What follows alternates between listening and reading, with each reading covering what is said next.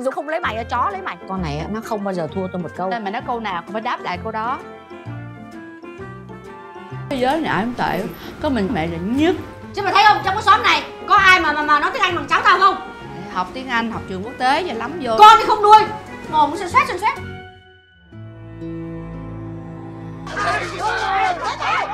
Tại sao mày không nghĩ cho con của mẹ? Tao có cái cảm giác nào là tao sanh mày ra là để mày lợi dụng tiền tao thôi.